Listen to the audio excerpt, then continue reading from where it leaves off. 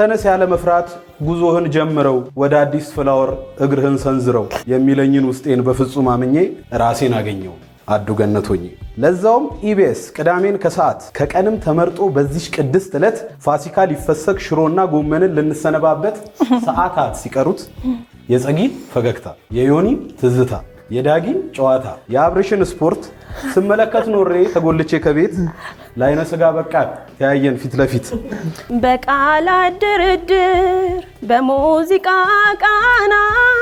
ስሜት ስታብራራ ነፍሴ